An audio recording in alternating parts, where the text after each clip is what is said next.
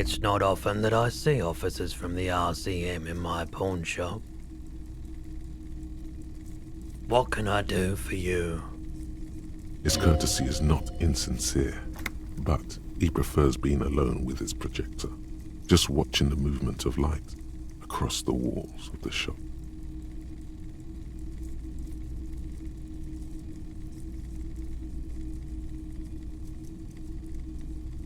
I haven't had any problems myself, though some of my customers have complained about inconsistent law enforcement.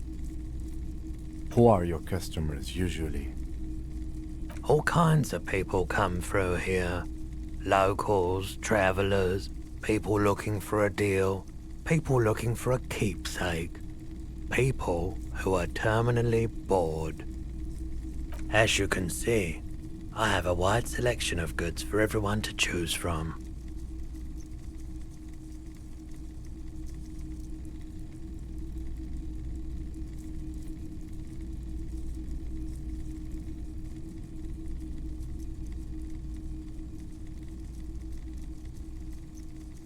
It keeps me entertained.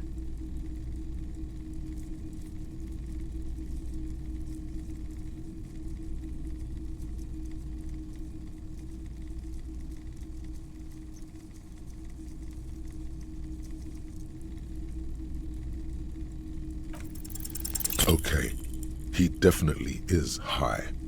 Whatever it is, you've probably done it, and many other things besides. But you can't cut through the jumble of sensations to get to the answer. A guarded man like him wouldn't tell you if you asked out loud. I doubt it, but I can try and answer any questions you may have. I do my best to keep my distance from all manner of butchery. Bad for business, bad for everyone. The pawnbroker's gaze is already fixed on the dancing colors.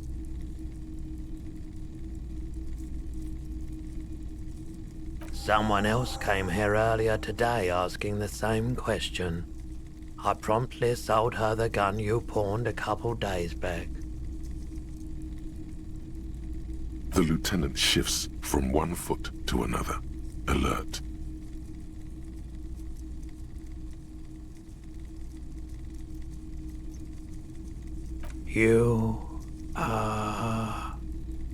With Kim here too? That just sounded really, really bad. You were adamant about getting rid of it, officer. Said you were undeserving of a service weapon of the Revachol Citizens Militia. And I don't like keeping guns around the shop for long. Off-the-charts photon emissions. The unhealthy kind. He's not telling you the whole story. It seems he's trying to spare you.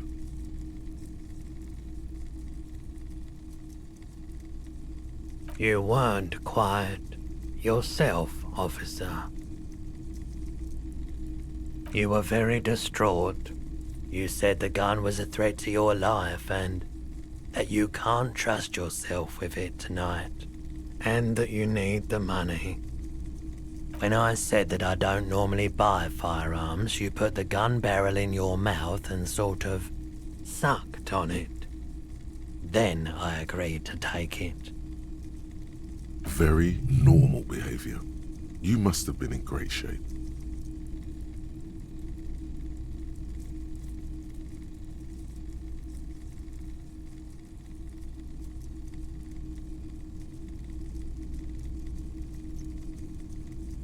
It certainly does, especially in Revachol. She didn't seem like a policeman, although she kept referring to herself as a pig, which was odd. I found her interest in the gun a bit obsessive, but I was just happy to get rid of it, and of her. Truth be told, she was terrifying. Right, so let me get this right. You sold your sidearm, issued by the Citizens Militia, and now a civilian is running around the streets of Martinez with it? Miraculously. His face does not reveal what's happening inside.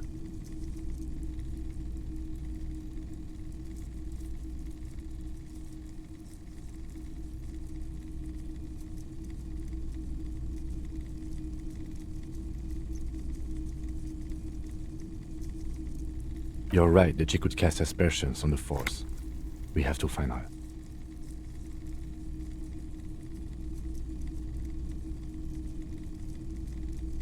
My apologies, officer, but I have no idea where she was coming from or where she went. A needle in a haystack. There is nothing you can do about it now. You'll just have to hope you luck upon her somehow. Of course.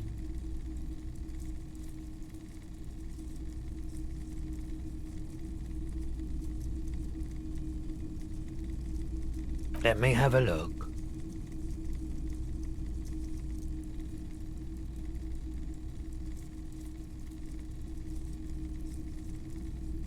Anything else you're thinking of selling?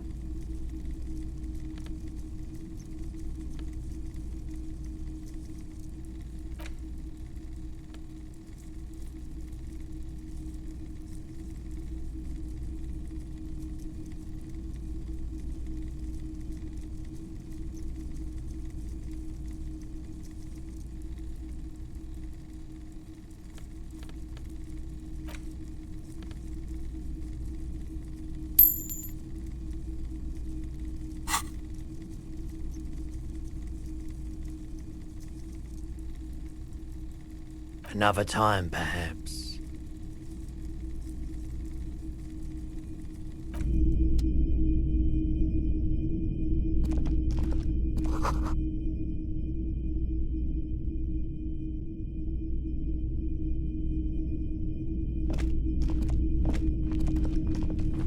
You see rows of toy soldiers guarding the rest of the trinkets displayed on the table.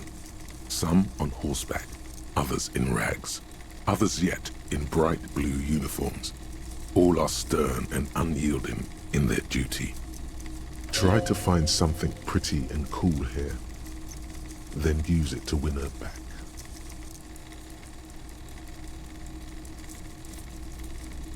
Yes, buy something nice. A figurine. This sounds off. You shouldn't trust this guy. Big men on big horses, clad in lamella armor and carrying flintlocks, the kind that would mow down a line of enemy soldiers in the blink of an eye. Franco-Nigerian knight. I used to be very serious about these guys. A long, long time ago. They're not all blue. These figurines also wear gold coats and caps, complemented by orange trousers. They are variously posed, wielding swords and rifles with bayonets. This is what the loyalists looked like, yes, at first. Then they wised up and got camouflage. Which ones? Ah, those. Yes, they are. I find the paint job a bit gaudy, but children like the bright colours indiscriminately. This set of soldiers isn't meant to look impressive. A few have rifles, but most of them carry pistols. Some even shovels and tall sticks. You're probably talking about the revolutionaries, yes? Yes, they are soldiers, revolutionary soldiers. I think their poverty has been exaggerated for effect. When you place them next to the royalists, it doesn't seem like they could possibly win.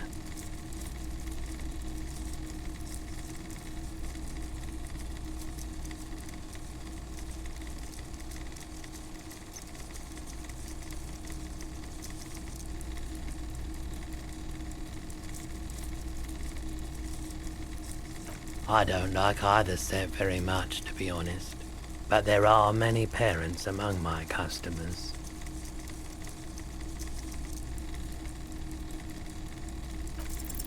Why? What's this? A headless man riding a horse? A headless man wearing futuristic tracksuit trousers that say found. Oh, that's the Headless Phone Rider. The Headless Phone Rider. It's an urban legend about a man who rides the streets of Revachol sporting a fawn tracksuit. As you see, he's missing his head. 50 cents. Bargain priced. I'll throw in the tiny cap too. I think he's looking for it, or something. That part of the story has many interpretations. Did I mention that this figurine is supposed to be lucky? Always carry it with you.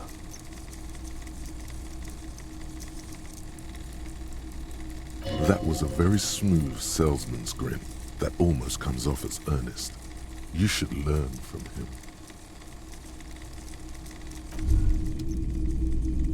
It's clear you like the hard stuff, Brota.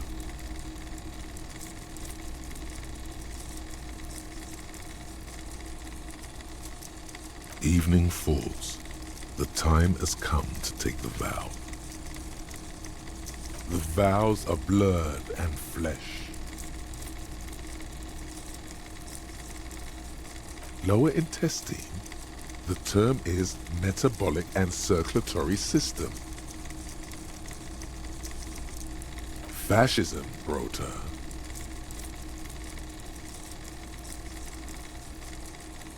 Many things, but it's mostly about trusting your gut. Who does your gut tell you is the source of Revachol's problems?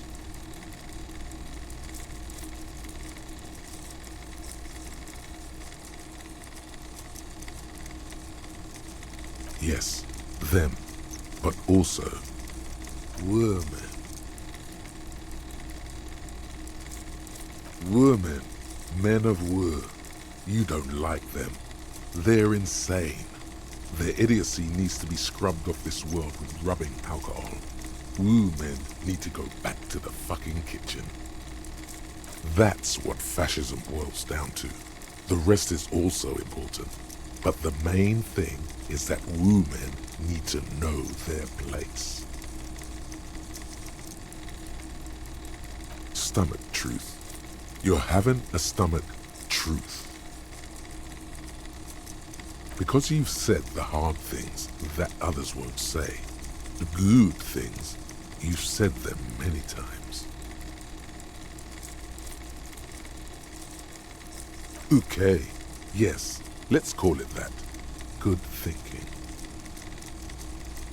You're going to keep your voos, right? Keep your voos, Brota.